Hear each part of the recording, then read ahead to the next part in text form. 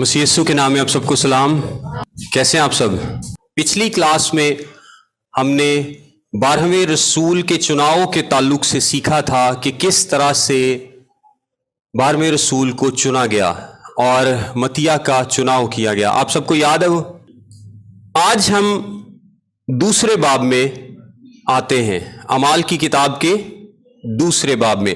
पहले बाब तक क्या है कि यीशु मसीह आसमान पर उठाए जाते हैं और वो एक शागिर्द का, 12वें शागिर्द का चुनाव करते हैं। दूसरे बाब से पहले तक पुरानी डिस्पेंसेशन है, पुराना अहद है, और अब क्या होने जा रहा है? एक नए दौर का, नए अहद का आगाज होने जा रहा है। खुदा अपने रूहुल कुद्स को अपने लोगों पर नाजिल करने जा रहा है, और ये किस दिन होगा? ईदे पेंतिकोस्त के दिन। हमने देखा था कि खुदा ने शागिर्दों को ये नहीं कहा था कि तुम जाकर रूहुल कुद्स की आमद के लिए दुआ करो, क्योंकि रूहुल कुद्स की आमद किसके हाथ में है? खुदा के हाथ में है, और वो खुदा के मुकर्ररा वक्त पर ही आना था, जैसा कि हम आज देखेंगे भी। उनको दुआ करने के लिए और दुआ में ठहरे रहने के लिए और इंतजार करने के लिए कहा गया था। रूहुल कुद्स की आमद के लिए दुआ करने के लिए नहीं कहा गया था। फिर आज हम ये भी देखेंगे कि रूहुल कुद्स का बपतिस्मा जो उस दिन हुआ, ये क्या है और ये कब होता है। रूहुल कुद्स का बपतिस्मा क्या है? रूहुल कुद्स से मामूर होना किसे कहते हैं? और रूहुल कुद्स के बपतिस्मे का जहां तक ताल्लुक है, इसमें 3 मेन व्यूज हैं मुख्तलिफ डिनोमिनेशंस के, जो मैं आपको बताता हूं। सबसे पहला ये जो पेंटिकॉस्टल व्यू है कि रूहुल कुद्स का बपतिस्मा तब होता है जब आप रूहुल कुद्स के लिए दुआ करते हैं। ये पेंटिकॉस्टल थियोलॉजी है कि आप रूहुल कुद्स मांगते हैं निजात हासिल करने के बाद या तौबा के लिए दुआ करने के बाद। यानी एक शख्स उसने यीशु मसीह को कबूल कर लिया और अब वो क्या करता है? रूहुल कुद्स के बपतिस्मे के लिए दुआ करता है। एक और व्यू इसमें यह है कि रूहुल कुद्स तो आपके अंदर मौजूद है, लेकिन रूहुल कुद्स का बपतिस्मा आपको बाद में होगा। यानी उसको थोड़ा डिफरेंट तरीके से एक्सप्लेन करते हैं कि जब आपने तौबा की, जब आपने खुदा यीशु मसीह को निजात दहिंदा कबूल किया, तो रूहुल कुद्स आपके अंदर मौजूद है, जिसने आपकी जिंदगी में काम किया। तो आपने तौबा की और यीशु मसीह को कबूल किया, क्योंकि कलाम क्या कहता है कि रूहुल कुद्स के बगैर कोई नहीं कह सकता कि यीशु खुदा का बेटा है। वो कहते हैं कि रूहुल कुद्स तो मौजूद था, लेकिन रूहुल कुद्स का जो बपतिस्मा है ये बाद में होता है। एक तीसरा व्यू है जिसको ज्यादातर जो नॉन कैरिज्मेटिक फिरके हैं, यानी अदर देन जो पेंटिकॉस्टल्स हैं, वो इस बात को मानते हैं कि जिस दिन आपने तौबा की, यीशु मसीह को कबूल किया, रूहुल कुद्स का बपतिस्मा उसी दिन आपको मिल जाता है। रूहुल कुद्स आपको मिल जाता है। आपको अलग से दुआ करने की जरूरत नहीं पड़ती, आपको अलग से रूहुल कुद्स को पुकारने की, उसे मांगने की जरूरत नहीं पड़ती। हम तफसील से इन पर भी बात करेंगे। आइए सबसे पहले अमाल की किताब उसका दूसरा बाब और पहली आयत से देखते हैं आज के पैसेज को। दूसरा बाब और उसकी पहली आयत से कलाम मुकद्दस में लिखा है, जब ईद पेंतिकोस्त का दिन आया तो वो सब एक जगह जमा थे कि यकायक आसमान से ऐसी आवाज आई जैसे जोर की आंधी का सन्नाटा होता है, और उससे सारा घर जहां वो बैठे थे गूंज गया, और उन्हें आग के शोले की सी फटती हुई जुबानें दिखाई दी, और उनमें से हर एक पर 8 ठहरी, और वो सब रूहुल कुद्स से भर गए और गैर जुबानें बोलने लगे, जिस तरह रूह ने उन्हें बोलने की ताकत बख्शी। और हर कौम में से जो आसमान के तले है, खुदा तरस यहूदी यरूशलेम में रहते थे। जब ये आवाज आई तो भीड़ लग गई और लोग दंग हो गए, क्योंकि हर एक को यही सुनाई देता था कि ये मेरी ही बोली बोल रहे हैं। और सब हैरान और मोतजिब होकर कहने लगे, देखो ये बोलने वाले क्या सब गलीली नहीं? फिर क्यों कर हम में से हर एक अपने अपने वतन की बोली सुनता है। हम ईद पेंतिकोस्त के ताल्लुक से देखते हैं कि ईद पेंतिकोस्त का ذکر ہمیں کہاں پر ملتا ہے؟ پینتیکوست کا مطلب ہے 50واں حصہ یا ترتیب میں نمبر 50. اور پینتیکوست جو ہے یہ یونانی لفظ ہے، یہ یونانی لفظ ہے، عبرانی لفظ نہیں ہے. پینتیکوست 50 کے لیے یا 50ویں کے لیے یا ترتیب میں نمبر 50 کے لیے یونانی لفظ ہے، عبرانی لفظ اس کے لیے مختلف ہے.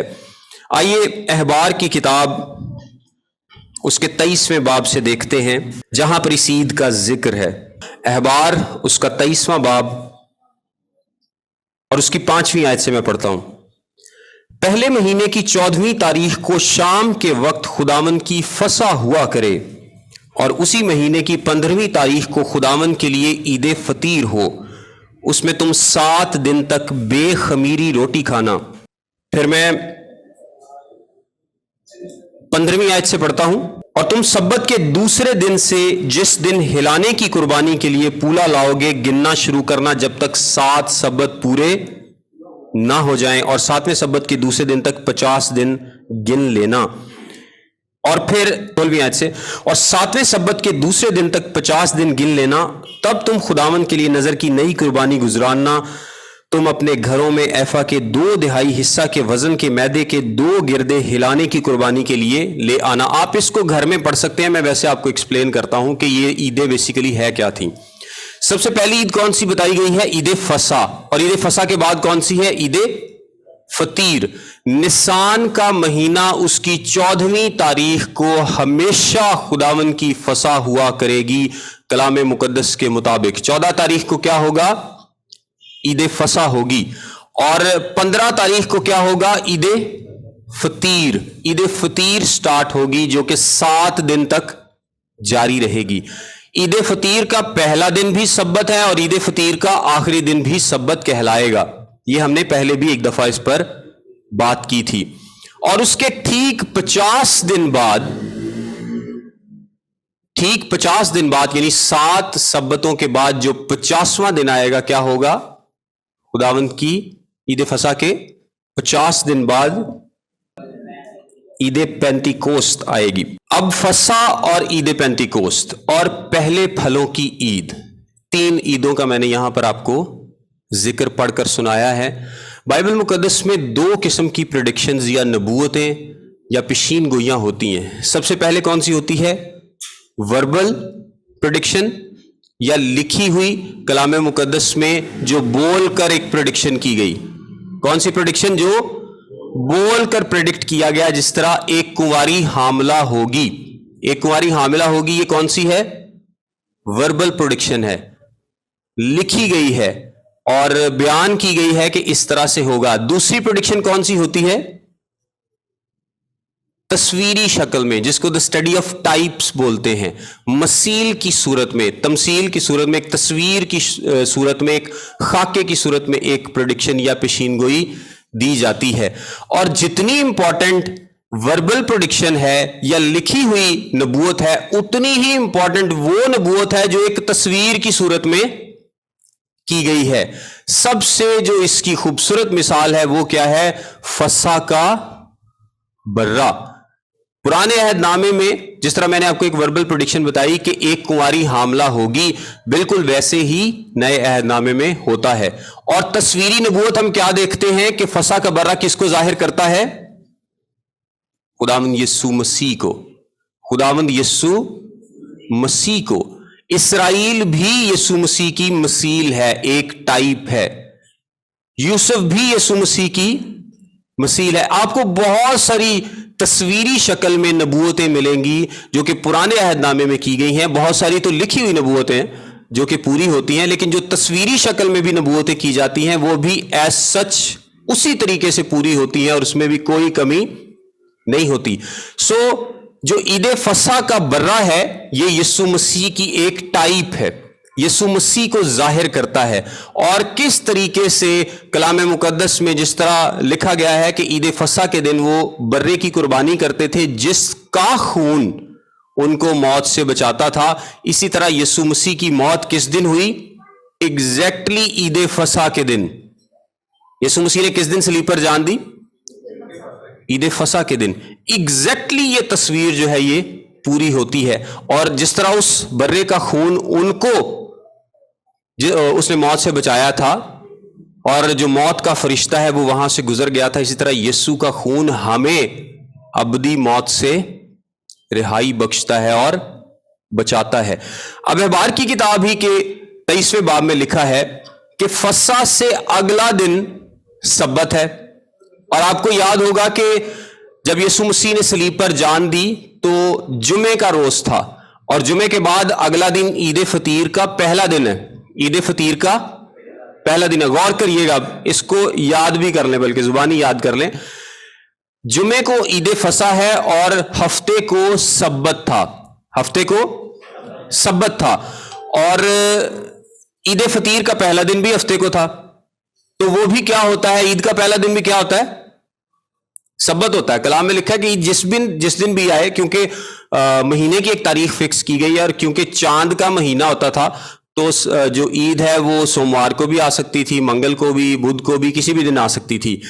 इस ईद वाले दिन, जिस दिन खुदावंद यीशु मसीह ने सलीब पर जान दी, जुम्मे के रोज सब्बत था और हफ्ते के रोज ईद फतीर का पहला दिन था और उस दिन सब्बत भी था, इसलिए इसको हाई सब्बत बोलते हैं। यूहन्ना की इंजील में लिखा हुआ ना कि वो सब्बत एक खास सब्बत था। सो जिस दिन ईद फतीर का पहला दिन किसी सब्बत वाले रोज आ जाएगा तो उसको क्या कहेंगे, एक खास सब्बत कहेंगे। सो ये भी साबित करता है कि यीशु मसीह ने जुम्मे वाले दिन ही सलीब पर अपनी जान दी थी।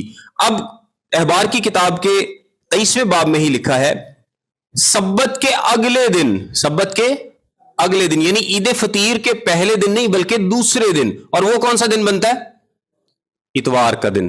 वो कौन सा दिन बनता है, इतवार का दिन।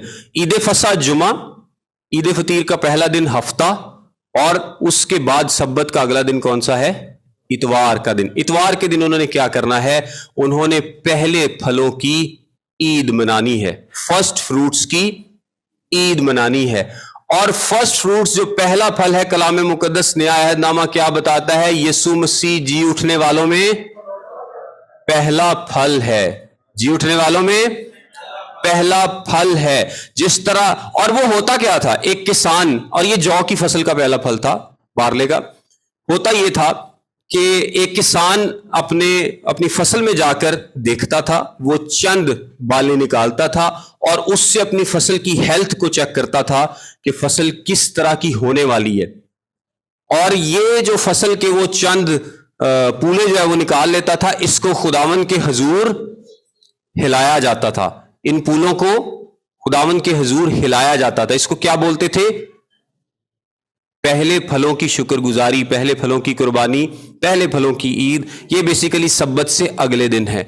और पहले मसीह जो मुर्दों में से जी उठा वो पहला फल है। पहले फल क्या जाहिर करते थे, पहले फल ये जाहिर करते थे कि बाकी फसल भी ठीक होगी, अच्छी होगी, पहले फलों के मुताबिक होगी। हम खुदा की शुक्रगुजारी करते हैं कि अगर पहले फल ठीक हैं तो बाकी सारी फसल भी ठीक है। और मसीह का एग्जैक्टली पहले फल जिस दिन गुजराने जाते थे उसी दिन जी उठना क्या जाहिर करता है कि अगर मसीह जी उठा है तो हम सब भी जी उठेंगे। क्योंकि यीशु मसीह ने कहा क्योंकि मैं जीता हूं तुम भी जीते रहोगे। क्योंकि यीशु मसीह जी उठा है और उसकी जी उठने की कुर्बानी को, आपको पता है, खुदा ने अपनी सेटिस्फेक्शन को जाहिर किया जब उसने यीशु मसीह को मुर्दों में से जिंदा किया। यीशु मसीह को मुर्दों में से जिंदा करने का मतलब यह है कि उसकी कुर्बानी खुदा के नजदीक काबिल कबूल है, सेटिस्फैक्टरी है। वो कुर्बानी सेटिस्फैक्टरी है। और अगर मसीह पहला फल है, मुर्दों में से जी उठा है, तो बाकी सब लोग भी मुर्दों में से जी उठेंगे। जिस तरह फसल का जो पहला फल है वो अच्छा है, बाकी फसल भी ठीक होगी, इसी तरह मसीह जब मुर्दों में से जी उठा तो बाकी सारे लोग भी जी उठेंगे। ये भी क्या था, एक पिक्चर थी, एक तस्वीर थी, एक खाका कशी थी, जिस तरह ईद फसा थी। एग्जैक्टली फसा वाले दिन यीशु मसीह कुर्बान हुआ और वो जाहिर करता है कि वही कुर्बानी का असली बर्रा है जो कि गुनाह की कुर्बानी के लिए, जो कि हमारी खताओं के लिए कुर्बान किया गया। تاکہ ہم بچ سکیں. پھر اس کے بعد سبت کے اگلے دن ہلانے کی قربانی جو ہے، جو فرسٹ فروٹس کی قربانی ہے، یہ بیسیکلی ظاہر کرتی ہے کہ جس طرح وہ مردوں میں سے جی اٹھا، ہم بھی جی اٹھیں گے. اب 50 دن بعد یعنی عید پینتیکوست کے دن، یہ بھی ایک طرح کی فرسٹ فروٹس کی عید تھی. اس کو ہفتوں کی عید بھی کہا جاتا تھا، اس کو فرسٹ فروٹس کی عید بھی کہا جاتا تھا. اس کے 2-3 نام تھے. اور اس میں کیا ہوتا تھا، یہ کیسے پریڈکشن کو پورا کرتی ہے. اس دن گندم کی فصل تھوڑی لی جاتی تھی اور اس کے پولے اس کو لوف بنا کر، یعنی اس کو مکس کر کے اس کی روٹی پکائی جاتی تھی. اس کو پکایا جاتا تھا. اور کس کے ساتھ؟ خمیر کے ساتھ. اب کی بار خمیر کے ساتھ. پہلے کیا ہے؟ بے خمیری. یعنی عید فطیر میں کیا ہے؟ بے خمیری. اب کی بار کیا ہے؟ خمیر کے ساتھ. اور اس سے میں آپ کو بتاتا ہوں، یہ بیسیکلی کلام مقدس اس کو کیا بیان کرتا ہے. یہ ایک بیانہ ہے. یہ ایک بیانہ ہے، ہماری انہیریٹنس کا بیانہ ہے. جس طرح گندم کی فصل کے پہلے پھل ظاہر کرتے ہیں کہ باقی فصل اچھی ہونے جا رہی ہے، اسی طرح اس کی گارنٹی، ہماری نجات کی گارنٹی فصل کی کٹائی. مسیح نے کیا کہا تھا کہ ایمانداروں کی فصل جو ہے وہ اینڈ میں کاٹی جائے گی، ایمانداروں کو شامل کیا جائے گا. لیکن اس کی گارنٹی کیا تھی؟ اس کی کیا گارنٹی خدا نے دی؟ کہ ایمانداروں کو مسیح میں ابدی طور پر شامل کر لیا جائے گا. اس کی گارنٹی کلام مقدس کے مطابق، افسیوں کے خط کے مطابق، روح القدس ہے جو بیانے میں ہمیں دیا گیا ہے. اس کے لیے جو لفظ استعمال ہوا ہے وہ عربان ہے، جس کا مطلب ہے بیانہ، گارنٹی، انگیجمنٹ رنگ کہہ لیں. انگیجمنٹ رنگ بھی اس کا مطلب ہے جو آپ کو کسی ضمانت کے طور پر دی جاتی ہے کہ کل کو یہ کام ضرور ہوگا. ایک ضمانت ہے، ایک بیانہ ہے، ایک ارنسٹ ہے، ایک انگیجمنٹ رنگ ہے. روح القدس جو ایمانداروں کو بخشا گیا ہے کہ آپ مسیح کے ساتھ شامل ہوں گے. اور اب کی بار اس کو لوف کی شکل میں گوندھا گیا ہے. پہلی بار جب جو بارلے کی فصل تھی، جو کی فصل تھی، وہ الگ الگ شاخیں تھی جو ہلائی گئی تھیں. لیکن پینتیکوست کے دن کیا ہوتا ہے؟ پینتیکوست کے دن جو پیش کیا جاتا ہے وہ اس کو مکس کر کے پکا کے پیش کیا جاتا تھا.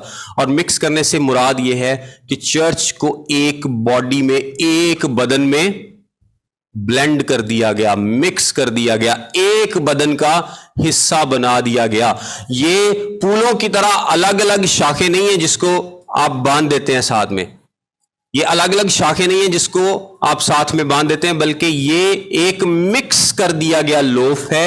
ایک ایسی چیز ہے جس کو آپس میں بلینڈ کر دیا گیا ہے، ایک جسم بنا دیا گیا ہے. پہلے خمیر نہیں تھا اور اب کیا ہے؟ اب خمیر ہے. اور خمیر کس چیز کو ظاہر کرتا ہے؟ گناہ کو.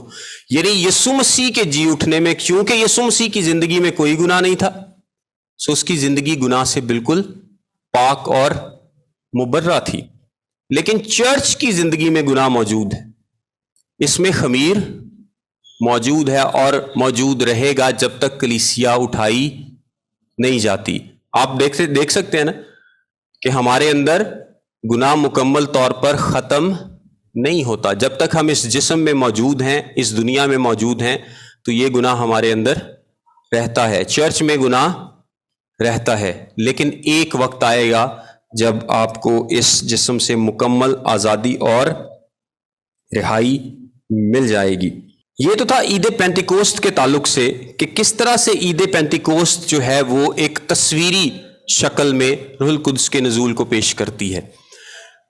فسح کا برہ یسوع مسیح تصویری نبوت کی تکمیل کو ظاہر کرتا ہے. اس کے بعد فرسٹ فروٹس یعنی سبت کے اگلے دن جو پہلے پھلوں کی قربانی گزرانی جاتی تھی، وہ بھی یسوع مسیح کو اس کے مردوں میں سے جی اٹھنے کو ظاہر کرتی ہے. اور عید پینتیکوست پر جو اگین ایک قربانی گندم کی فصل کے آغاز میں گزرانی جاتی تھی اس کی شکل میں، وہ عید پینتیکوست کو، اس وعدے کو، اس ارنسٹ کو، اس بیانے کو ظاہر کرتی ہے جب کلیسیا کے آغاز میں وہ بیانہ آپ کو دیا گیا ہے، وہ آپ کو ایک گارنٹی دی گئی ہے.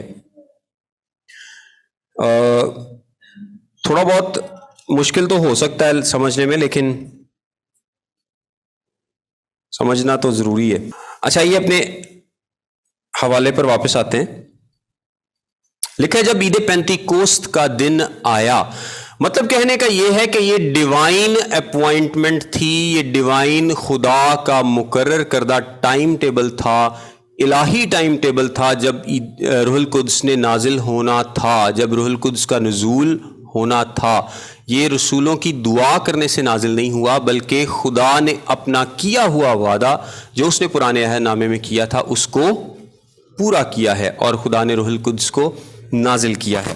آئیے آگے پڑھتے ہیں. لکھا ہے تو وہ سب ایک جگہ جمع تھے کہ یکایک آسمان سے ایسی آواز آئی جیسے زور کی آندھی کا سناٹا ہوتا ہے، اور اس سے سارا گھر جہاں وہ بیٹھے تھے گونج گیا. اب سب سے پہلے تو بات یہ ہے کہ وہ ایک جگہ جمع تھے، اور جگہ ہم نے پچھلی دفعہ بھی دیکھا تھا کہ جگہ کون سی ہے.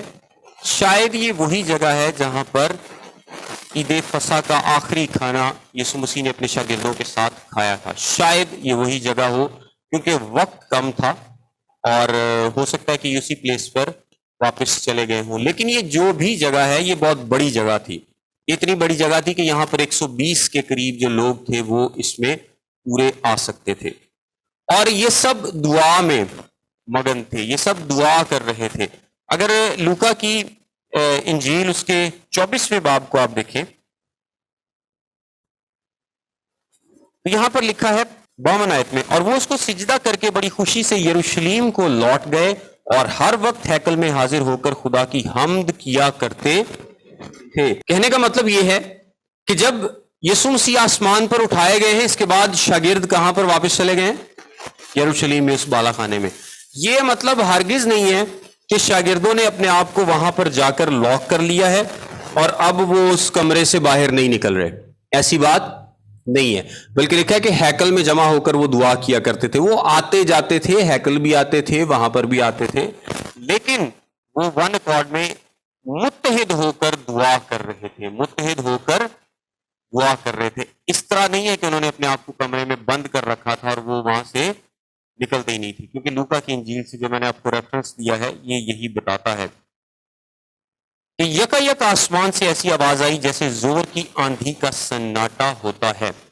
اعمال کی کتاب ایک ٹرانزیشنل بک ہے. ٹرانزیشنل بک سے مطلب یہ ہے کہ ہم پرانے عہد سے نئے عہد میں داخل ہو رہے ہیں. یہاں پر بہت سارے کام ایسے ہوں گے جو ایک ہی دفعہ ہوں گے، جو پہلی دفعہ ہوں گے اور ایک ہی دفعہ ہوں گے. اب روح القدس اس طرح سے نازل نہیں ہوتا کہ آپ کو بھی آگ کے شعلے کی سی پھٹتی ہوئی زبانیں دکھائی دے.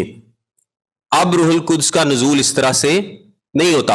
اعمال کی کتاب میں بہت سارے حوالہ جات آپ کو ملیں گے، بہت ساری باتیں آپ کو ملیں گی جو پہلی دفعہ ہوں گی اور وہ اسی وقت ہوں گی، اس کے بعد وہ پیٹرن نہیں رہے گا. یعنی اعمال کی کتاب کیا بتاتی ہے؟ ایک ٹرانزیشنل فیز کو ایکسپلین کرتی ہے کہ کس طرح سے پرانے عہد سے نئے عہد میں داخل ہوا جاتا ہے اور کس طرح سے روح القدس کا نزول ہوتا ہے، خدا کس طرح سے کلیسیا کو قائم کرتا ہے، کس طرح سے کلیسیا پھر آگے بڑھنا شروع ہوتی ہے. اور جب ایک پیٹرن سیٹ ہو جاتا ہے، جب ایک طریقہ کار سیٹ ہو جاتا ہے، تو اس کے بعد اعمال کی کتاب کو وہاں پر اس کا لکھنا ختم ہوتا ہے، اور اس کے بعد آج تک وہی پیٹرن چل رہا ہے جو اس وقت سیٹ کر دیا گیا تھا کہ کس طرح سے بلیورز کو اس باڈی میں شامل کیا جاتا ہے. یہاں پر لکھا ہے کہ ایک زور کی آندھی کا سناٹا، ایک ایسی آواز آئی ہے. آواز کے لیے جو نارملی لفظ استعمال ہوتا ہے وہ ہے نومو، لیکن یہاں پر جو نوما لفظ استعمال ہوتا ہے آندھی کے لیے، ہوا کے لیے، لیکن یہاں پر جو لفظ استعمال ہوا ہے وہ ہے پنوئس، اور اس کا مطلب ہے بلاسٹ، دھماکہ، یعنی ایک ہوا کا دھماکہ، بلاسٹ آف بریتھ. جس طرح آپ سانس لیتے ہیں نا ایسے ایک دھماکے کے ساتھ، ایک آواز کے ساتھ، اس طرح کا ایک دھماکہ ہے، ایک نوائس ہے. ہوا نہیں ہے، ہوا نہیں ہے وہاں پر، فزیکلی ہوا نہیں چل رہی تھی، لیکن ہوا کی آندھی جیسی آواز تھی. آندھی جیسی آواز تھی لیکن آندھی नहीं थी। ये बात गौर से सुनिएगा कि आवाज थी लेकिन आंधी नहीं थी। इसी तरह आग की सी जो फटती हुई जुबानें हैं वो थी, आग नहीं थी। आग नहीं थी बल्कि आग जैसी दिखने वाली जुबानें वहां पर मौजूद थी, लेकिन फिजिकली आग नहीं थी। ठीक है, जो आग होती है वो नहीं थी। इसी तरह आंधी नहीं थी, हवा नहीं चल रही थी, बल्कि उस आंधी के सन्नाटे जैसा शोर, एक बड़ी आवाज आई थी। और ये जो प्नॉइस लफ्ज इस्तेमाल हुआ है, ये द ब्लास्ट ऑफ ब्रेथ है, यानी खुदा का ब्रेथ, उसका सांस, उसकी जो वो जमीन तक खुदा का सांस पहुंचा था रूहुल कुद्स की सूरत में। और आपको पता है कि रूहुल कुद्स को हवा के साथ कलाम मुकद्दस में तशबीह दी गई है, और ये खुदा का सांस था जो इस जमीन तक पहुंचा था, और उसकी एक बहुत ज्यादा आवाज थी जो सब लोगों को सुनाई दी, और इसी आवाज ने लोगों को इकट्ठा किया था। आपका क्या ख्याल है कि वो तो एक कमरे में थे और वहां पर मुख्तलिफ किस्म की जुबानें बोलने लगे, गैर जुबानें बोलने लगे, लेकिन लोग कैसे इकट्ठे हुए? लोग उस आवाज को सुनकर इकट्ठे हुए थे। उस आवाज को सुनकर, आवाज सबको सुनाई दी है, लेकिन जो मामूरी है, जो रूहुल कुद्स का नुज़ूल है, वो सिर्फ उस घर पर ही हुआ था। रूहुल कुद्स का नुज़ूल सिर्फ उस घर पर हुआ था। और आगे क्या लिखा है? और उससे सारा घर जहां वो बैठे थे गूंज गया। जाहिर सी बात है कि एक सेट पैटर्न में एक खास जगह से आवाज आई है, और लोग फिर उस तरफ को चल दिए हैं कि देखें वहां पर क्या हुआ है, वहां पर क्या हुआ है। सो सारे लोग, आपको पता है कि ईद जो पेंटिकोस्ट है और ईदों पर खासतौर पर फसह पर, लेकिन सारी ईदों पर वहां पर बहुत ज्यादा रश हुआ करता था लोगों का, और बहुत ज्यादा लोग जो थे वो वहां पर जमा होते थे। सो मुख्तलिफ कौमों से, मुख्तलिफ इलाकों से जो लोग वहां पर आए हुए थे वो वहां पर जमा थे, और इस आवाज को सुनकर वो उस घर की जानिब बढ़ते हैं कि देखते हैं कि वहां पर क्या हुआ है। और लिखा है कि उन्हें आग की शोला किसी फटती हुई जुबानें दिखाई दी, और उनमें से हर एक पर आ ठहरी, और वो सब रूहुल कुद्स से भर गए और गैर जुबानें बोलने लगे। अच्छा, ये जरूरी क्यों था कि आग किसी फटती हुई जुबानें दिखाई दे, नजर आए? ये क्या जरूरी था कि ये नजर आना चाहिए? उसके बाद तो कभी नजर नहीं आया इस तरह से। लेकिन ये इसलिए जरूरी था क्योंकि ये पहली दफा होने जा रहा था। ये पहली दफा था कि रूहुल कुद्स इस तरह से किसी पर नाजिल होने जा रहा था। और जुबानें क्योंकि हर एक पर आ ठहरी थी, सिर्फ 10-12 पे नहीं, या चंद लोगों पे नहीं, या एक ही नहीं थी, वो जुबानें हर एक पर आ ठहरी थी। सबसे पहले तो ये कि पता चले कि कोई काम आसमान से हुआ है, यानी इसका ओरिजिन क्या है? आसमान है। इसका ओरिजिन क्या है? आसमान है। हर चीज का एक ओरिजिन होता है ना। लिखा भी है कि यकायक आसमान से एक ऐसी आवाज आई, तो सबको पता चलना चाहिए कि इसका ओरिजिन आसमान है, इसका ओरिजिन आसमान है, और ये जो भी काम हुआ है ये आसमान से हुआ है, ये किसी और का काम नहीं है। और इसका हम सबूत भी देखते हैं आगे जाकर कि जब वो गैर जुबानें बोलते हैं तो वो क्या कहते हैं? वो खुदा की बड़ाई करते हैं। गैर जुबानों में क्या करते हैं? खुदा की बड़ाई करते हैं। अगर जुबानें किसी और सोर्स से आई हों, अगर ये सारा काम किसी और सोर्स से आया होता तो वो खुदा की बड़ाई ना करते। अगर कोई सोच सकता है ना कि यार हो सकता है कि कोई शैतान ने काम किया। कुछ लोगों ने तो इल्जाम भी लगाया कि ये ताजा मैके नशे में। कुछ लोग इल्जाम लगा सकते थे कि ये तो पता नहीं क्या कर रहे हैं, ये नशे में है। ये हम अगले लेक्चर में इस पर ज्यादा तफसील से देखेंगे जुबानों के ताल्लुक से। लेकिन वो खुदा की बड़ाई करते हैं, वो खुदा की बड़ाई करते हैं, जो इस बात को अगेन प्रूव करता है कि ये जो काम हुआ है ये आसमान से हुआ है, और ये आसमान से हुआ है। अब हुआ क्या है कि उस ब्रेथ ने, उस हवा ने, रूहुल कुद्स ने, उस आग ने, उस पूरे, वो जो जुबानें हर एक पर आ ठहरी हैं, जो कि जाहिर कर रही हैं कि ये हर एक पर नाजिल हुआ है, किसी पर नहीं बल्कि हर एक पर। खुदा का रूह हर एक पर नाजिल हुआ है। अब बपतिस्मा इसको कहा गया है, और ये बपतिस्मे का टाइटल किसने दिया था? यीशु मसीह ने। यीशु मसीह ने कहा था कि तुम अब से कुछ ही रोज में रूहुल कुद्स से बपतिस्मा पाओगे, रूहुल कुद्स से बपतिस्मा पाओगे। बपतिस्मे का मतलब, बैप्टिजो का मतलब क्या है? इमर्स, डूब जाना, सैचुरेट हो जाना, और कोई चीज आपको जब लपेट लेती है आप मुकम्मल तौर पर उसमें इमर्स हो जाते हैं, मुकम्मल तौर पर उसमें डूब जाते हैं, उसको क्या कहते हैं कि आपने बपतिस्मा लिया है, आपने बपतिस्मा लिया है। यानी रूहुल कुद्स ने मुकम्मल तौर पर उनको अब एनगल्फ कर लिया, लपेट लिया, उनको मुकम्मल तौर पर कवर कर लिया, और वो मुकम्मल तौर पर रूहुल कुद्स में एक तरह से क्या डूब गए, सैचुरेट हो गए। सो इसको क्या कहते हैं कि उन्हें रूहुल कुद्स का बपतिस्मा हुआ है।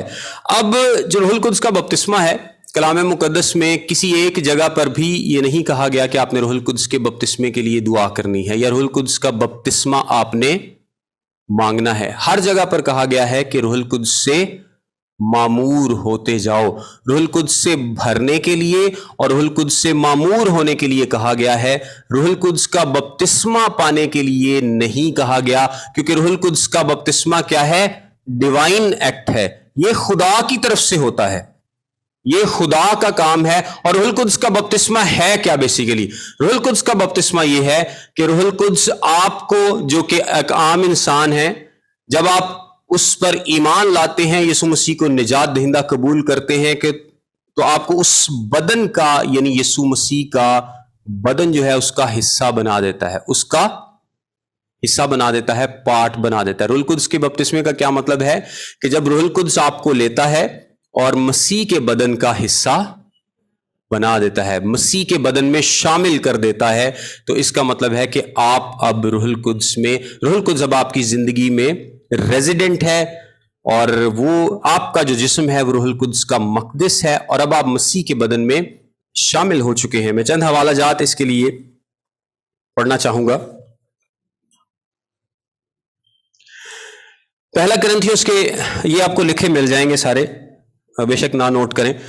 और 12वें बाब की 12वीं और 13वीं आयत में लिखा है, जिस तरह बदन एक है उसके अज़ा बहुत से हैं, और बदन के सब अज़ा गो बहुत से हैं, मगर बाहम मिलकर एक ही बदन है। उसी तरह मसीह भी है, क्योंकि हम सब ने खा यहूदी हो, खा यूनानी, खा गुलाम, खा आज़ाद, एक ही रूह के वसीले से एक बदन होने के लिए बपतिस्मा लिया, और हम सबको एक ही रूह पिलाया गया।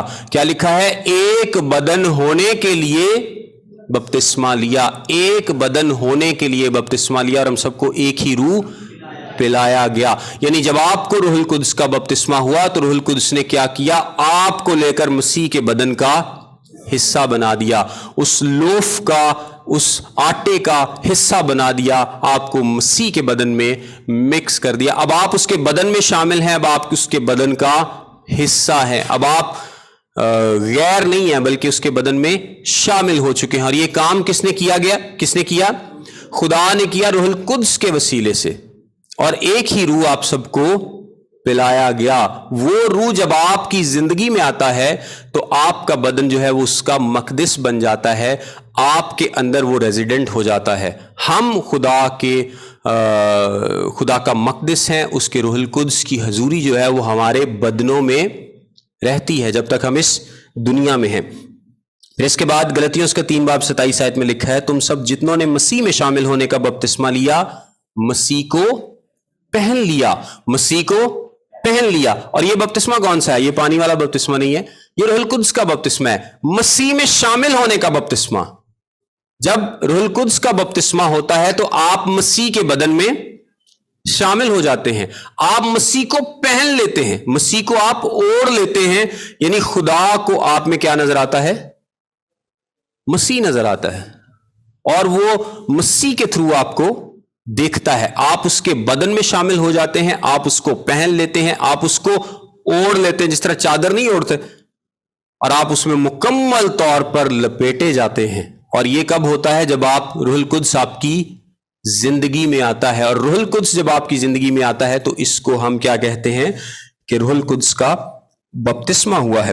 फिर पहला कुरिन्थियों के 6 बाब की 19वीं आयत में लिखा है, क्या तुम नहीं जानते कि तुम्हारा बदन रूहुल कुद्स का मक़दिस है जो तुम में बसा हुआ है और तुमको खुदा की तरफ से मिला है। ये कुरिन्थियों को लिखा गया था कि बेशक वो लोग खुदा से दूर थे, लेकिन रूहुल कुद्स उनसे जुदा नहीं था, उनको ईमानदार ही कहा गया, उनको मुकद्दस ही कहा गया, उनकी हरकतें ऐसी नहीं थी।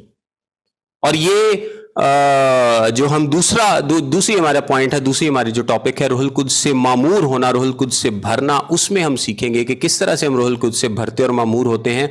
और फिर गैर जुबानें भी होती हैं, फिर मोजज़ात भी होते हैं, फिर सारे काम होते हैं, लेकिन वो रूहुल कुद्स की मामूरी से होते हैं। और रूहुल कुद्स की मामूरी आपकी जिंदगी में एक दफा नहीं बल्कि बहुत दफा हो सकती है।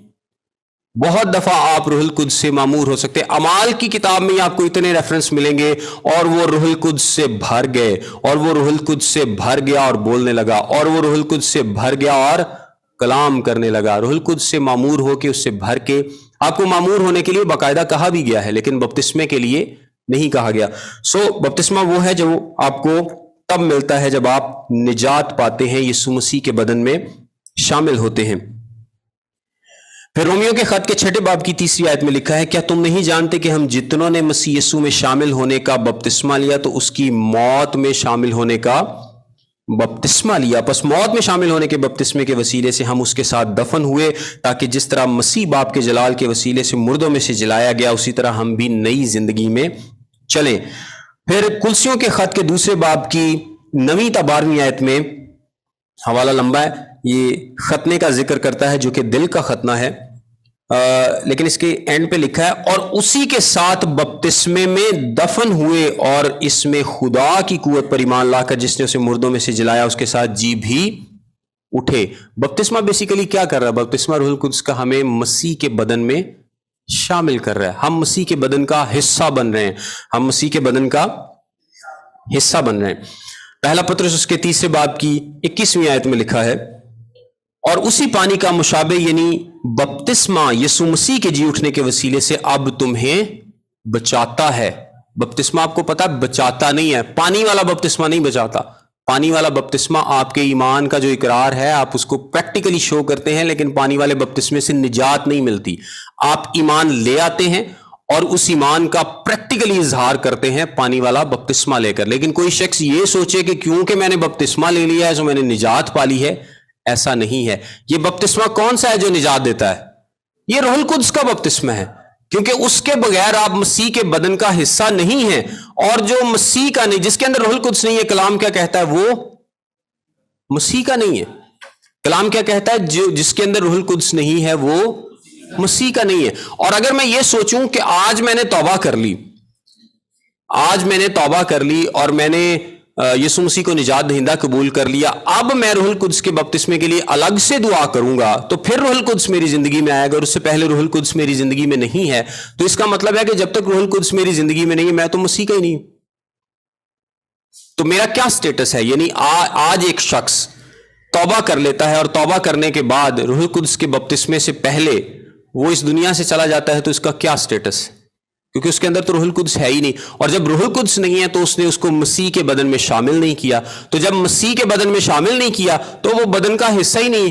तो जब बदन का हिस्सा नहीं है तो वो कैसे मसीह के साथ उसकी बादशाही में जाएगा? फिर तो वो शख्स होगा जो बगैर कपड़ों वाला, जिसको बाहर निकाल दिया जाएगा, जिसके पास रास्तबाजी का लिबास नहीं है। सो रूहुल कुद्स आपको उसी दिन, जिस दिन आप निजात पाते हैं, मसीह के बदन का हिस्सा बनाता है, मसीह के बदन का हिस्सा बना देता है। आप उस कलीसिया का, उस बदन का हिस्सा बन जाते हैं। और उसके बाद जरूरी नहीं है कि रूहुल कुद्स की मामूरी, रूहुल कुद्स से भर जाना अक्सर उसी वक्त होता है जब आप निजात पाते हैं, अक्सर उसी वक्त होता है। लेकिन चूंकि हम इसको अलग से डिस्क्राइब नहीं करते, हम इसको अलग नहीं करते, हम इसको एक ही रखते हैं, तो हम अक्सर कंफ्यूज होते हैं कि यार मैं तौबा तो कर ली है, लेकिन हुण मैं बस ना दुआ करना कि मैंने रूहुल कुद्स का बपतिस्मा हो जाए। वो बेसिकली रूहुल कुद्स की मामूरी की दुआ है, और हम इस पर तफसील में आगे बात भी करेंगे। अब मैंने आपको क्या बताया कि रूहुल कुद्स का बपतिस्मा क्या है। बेसिकली रूहुल कुद्स का बपतिस्मा है जब रूहुल कुद्स आपको लेकर मसीह के बदन का और कलीसिया का हिस्सा बना देता है। और अब क्या है, आपके पास एक बयाना, एक अर्नेस्ट मौजूद है कि आपको मिरास मिलेगी, आपको मिरास मिलेगी। रूहुल कुद्स आपका बयाना है जो आपको दिया गया है, आपको दिया गया है। और ये आपकी गारंटी है کہ اب آپ مسیح کے چونکہ بدن میں شامل ہو چکے ہیں سو آپ کو وہ ابدی میراث ضرور ملے گی. لیکن جس کو یہ گارنٹی نہیں ملی، یعنی جو روح القدس جس کی زندگی میں نہیں ہے، آسان الفاظ میں جس نے یسوع مسیح کو اپنا نجات دہندہ قبول نہیں کیا، اس کے پاس کوئی گارنٹی نہیں ہے، اس کے پاس کوئی گارنٹی نہیں ہے. اگلی کلاس میں ہم روح القدس کے معمور ہونے کے تعلق سے، روح القدس سے بھر جانے کے تعلق سے، اور پولس اس کو بہت اچھی طرح ایکسپلین کرتا ہے through out the new testament کہ کس طرح سے ہمیں بات لکھا ہے کلام میں ہر جگہ پہ کہ روح القدس سے معمور ہوتے جاؤ. اور پھر جب ہم روح القدس سے معمور ہوتے ہیں، روح القدس سے بھر جاتے ہیں، تو ہماری زندگی میں کس طرح کے پھل نظر آتے ہیں، اس کی نشانیاں کیا ہیں، کون سی چیز ہے جس سے پتہ چلتا ہے کہ ہماری زندگی میں اب روح القدس موجود ہے یا اس کے پھل موجود ہیں، یا صرف اسی گلی باتی اپنے نہیں لگے ہیں. اور کس طرح سے غیر زبانوں کا کیا مطلب تھا، اور کس طرح سے وہ خدا کی بڑائی کرتے تھے، اس کی حمد کرتے، اور کس طرح سے انہوں نے غیر زبانوں کا بھی استعمال کیا اس کی پریچنگ کے لیے، اور آج غیر زبانوں کا کیا سٹیٹس ہے. ہم ان ساری باتوں پر نیکسٹ کلاس میں گفتگو کریں گے. خدا آپ سب کو برکت دے.